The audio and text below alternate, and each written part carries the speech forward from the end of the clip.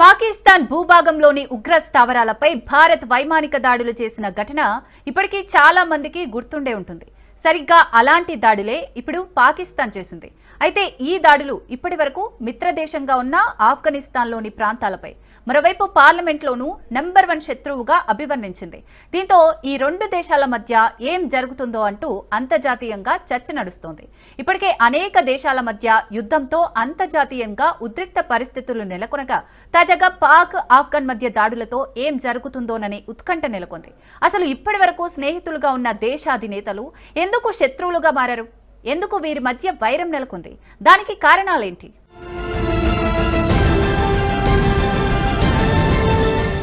పాక్ పార్లమెంటులో ఆఫ్ఘన్ ప్రకంపనలు. నంబర్ 1 శత్రువుగా పోల్చిన రక్షణ మంత్రి.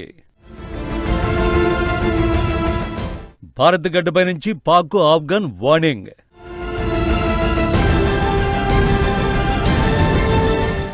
పాకిస్తాన్ బరితెగించింది. మొన్నటి వరకు కుక్కిన పేరులో పడి ఉండే పాకిస్తాన్ ఇప్పుడు ఇటు అమెరికా అటు ఇస్లామిక్ నాటో అండ చూసుకుని రెచ్చిపోతోంది. ఇటు భారత్ తో కయ్యానికి కాలు దువ్వుతోంది. భారత్ కు మిత్రదేశంగా మారుతున్న ఆఫ్ఘనిస్తాన్ టార్గెట్ చేసింది. మొన్నటి వరకు తన మిత్రదేశంగా భావించిన ఆఫ్ఘనిస్తాన్ ఇప్పుడు భారత్ అనుకూల వైఖరి అవలంబించడాన్ని పాకిస్తాన్ జీర్ణించుకోలేకపోతోంది. ఆఫ్ఘనిస్తాన్ రాజధాని కాబూల్ పరిసరాలు దాడులకు తెగబడింది. తెహ్రీకి తాలిబాన్ పాకిస్తాన్ ఇది ఉగ్రవాద సంస్థ. దీనికి ఆఫ్ఘనిస్తాన్ తాలిబాన్లు మద్దతిస్తున్నారు. ఈ టీటీపీ సంస్థ ఆఫ్ఘనిస్తాన్ కేంద్రంగా పాకిస్తాన్లో దాడులకు తెగబడుతోంది. రైళ్లు పేల్చివేయడం, బాంబులు పేల్చడం వంటివి చేస్తుంది. ఆఫ్ఘనిస్తాన్ కేంద్రంగా తాలిబాన్ల మద్దతుతో నడుస్తున్న టీటీపీని కట్టడి చేయాలని పాకిస్తాన్ కొన్నేళ్లుగా డిమాండ్ చేస్తున్న ఆఫ్ఘన్ తాలిబాన్లు డోంట్ కేర్ అన్నట్లు ఉన్నారు. దీంతో పాకిస్తాన్ ఇప్పుడు ఆఫ్ఘనిస్తాన్లోని టీటీపీ టార్గెట్ గా విమాన దాడులకు తెగబడింది. దీంతో పాక్ ఆఫ్ఘనిస్తాన్ మధ్య సంబంధాలు మరోసారి విషమంగా మారాయి.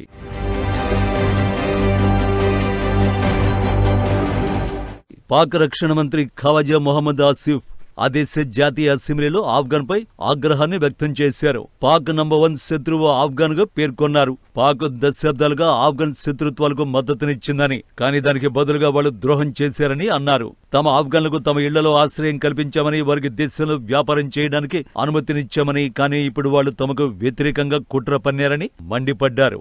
చాలా మంది ఆఫ్ఘన్ తాలిబాన్ల కుటుంబాలు పాక్ లో స్థిరపడ్డాయని, అక్కడి నుంచి వారు పాక్ వ్యతిరేక సంస్థలకు, ముఖ్యంగా తెహ్రీకే తాలిబాన్ పాకిస్తాన్ కి మద్దతునిస్తున్నారని ఖవాజా ఆసిఫ్ పార్లమెంటులో భావోద్వేగంతో ప్రకటించారు. मिल रहा है, जिस मुल्क से, जिस सरजमीन से उनको फायदा मिल रहा है, उस मुल्क के साथ दुश्मनी कर रहे हैं। सर ये अब बर्दाश्त नहीं होगा.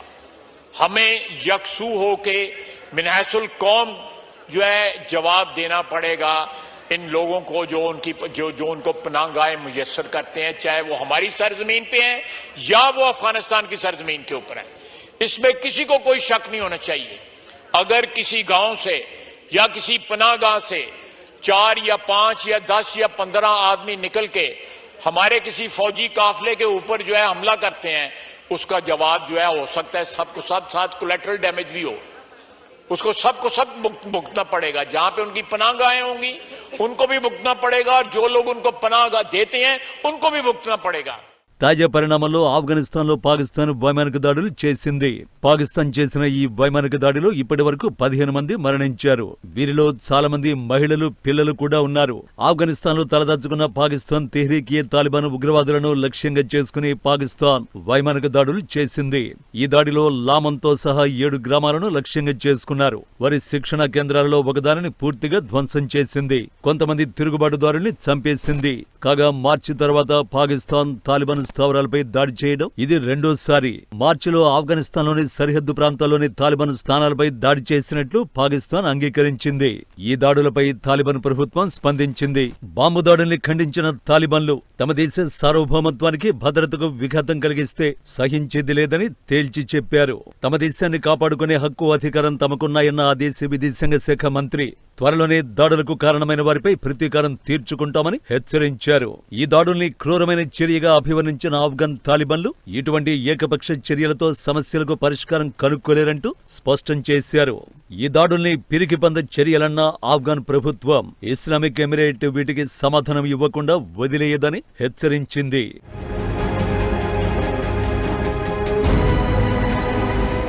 ఇక్కడ మరో కీలక అంశం ఏమిటంటే డ్యూరాండ్ లైన్. పాకిస్తాన్, ఆఫ్ఘనిస్తాన్ దేశాల మధ్య 2600 కిలోమీటర్ల సరిహద్దు ఉంది. ఆ సరిహద్దు నుంచి టీడీపీ ఉగ్రవాదులు పాకిస్తాన్లోకి ప్రవేశించి పాకిస్తానీయుల్ని చంపుతున్నారు అనేది పాక్ వాదన. ఈ క్రమంలోనే సరిహద్దులో రెండు దేశాల సైన్యం మధ్య తరచూ కాల్పులు, గొడవలు, కొట్లాటలు జరుగుతున్నాయి. ఇన్నాళ్లు తాలిబాన్ల విషయంలో ఆచితూచి స్పందించిన పాకిస్తాన్ ఇప్పుడు టీడీపీ టార్గెట్ గా ఆఫ్ఘనిస్తాన్ దేశంపై వైమానిక దాడులకు దిగింది. టీడీపీ చీఫ్ ను చంపినట్టు కూడా ప్రకటించింది. ఈ క్రమంలోనే రెండు దేశాల మధ్య యుద్ధ వాతావరణం నెలకొంది. పాక్, ఆఫ్ఘన్ దేశాల మధ్య పరిణామాలను భారత్ తీవ్రంగా పరిగణిస్తోంది. దీనికి కారణం లేకపోలేదు. ఈ రెండు దేశాల్లోని బాధితులు భారత్ వైపు వచ్చే అవకాశం ఉంది. ఇది దేశ భద్రతకు ముప్పుగా భావిస్తుంది భారత్.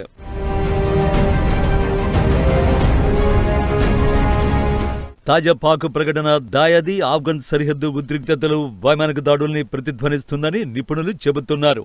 కాబుల్ ప్రభుత్వం ఉగ్రవాదులకు ఆశ్రయం కల్పించడమే కాకుండా భారతదేశంతో స్నేహాన్ని పెంచుకోవడం ద్వారా దౌత్యపరంగా పాకిస్తాన్ ఒంటరిని చేయడానికి కూడా ప్రయత్నిస్తోందని పాక్ అభిప్రాయపడుతోంది. ముఖ్యంగా ఆఫ్ఘన్ విదేశాంగ మంత్రి ఆమీర్ ఖాన్ ముత్తాకి న్యూఢిల్లీ పర్యటనను పాక్ వ్యూహాత్మక ఓటమిగా చూస్తుందని తెలిపారు. ఈ క్రమంలోనే భారత్ గడ్డపై నుంచి ఆఫ్ఘన్ విదేశాంగ మంత్రి ముత్తాకి పాకిస్తాన్ కు వార్నింగ్ ఇచ్చాడు. ఆఫ్ఘన్ గడ్డను ఏ దేశానికి వ్యతిరేకంగా ఉపయోగించుకోవడానికి అనుమతించమని, ఇది ఉగ్రవాదాన్ని ప్రోత్సహించే పాకుపై దాడిగా భావిస్తున్నామని తెలిపారు. ఇదే సమయంలో ఇటీవల ఆఫ్ఘనిస్తాన్ లో భూకంపం వచ్చినప్పుడు భారత్ అందించిన మానవతా సాయానికి కృతజ్ఞతలు తెలిపిన ఆ దేశ విదేశాంగ మంత్రి ముత్తాకి తాము ఆపదలో ఉన్నప్పుడు స్పందించిన తొలి దేశం భారత్ అని అన్నారు. ఈ నేపథ్యంలోనే భారత్ను తమ క్లోజ్ ఫ్రెండ్ గా భావిస్తున్నామని, ఇరు దేశాలు ఇచ్చిపుచ్చుకునే ధోరణిలో ముందుకు సాగుతున్నాయని తెలిపారు. ఇదిలా ఉంటే ఈ పరిణామాలను పాకిస్తాన్ నిశ్చితంగా గమనిస్తోంది. తాజాగా భారత్ దాయాది దేశానికి క్లియర్ మెసేజ్ ఇచ్చింది. ఆఫ్ఘనిస్తాన్ తమ పొరుగున ఉన్న దేశమని ముత్తాకీతో కలిసి సంయుక్త ప్రకటనలో విదేశాంగ మంత్రి జయశంకర్ తెలిపారు. నిజానికి భారత్, ఆఫ్ఘనిస్తాన్ 106 కిలోమీటర్ల ఇరుకైన భూ సరిహద్దును పంచుకుంటున్నాయి. దీనిని వఖాన్ కారిడార్ గా పిలుస్తారు. సాంకేతికంగా భారత్ జమ్మూ కాశ్మీర్ రాష్ట్రంలోని గిల్గిట్ బాల్టిస్తాన్ ఈ వఖాన్ కారిడార్ తో సరిహద్దును కలిగి ఉంది. అయితే ఈ ప్రాంతం పాకిస్తాన్ ఆక్రమణ చర్యలో ఉంది. దీనినే మనం పాకిస్తాన్ ఆక్రమిత కశ్మీర్ గా వ్యవహరిస్తున్నాం. జయశంకర్ ఆఫ్ఘన్ పొరుగు దేశంగా అభివర్ణించడం పీఓకే పై పాకిస్తాన్ కు భారత్ డైరెక్ట్ వార్నింగ్ ఇచ్చినట్లయింది.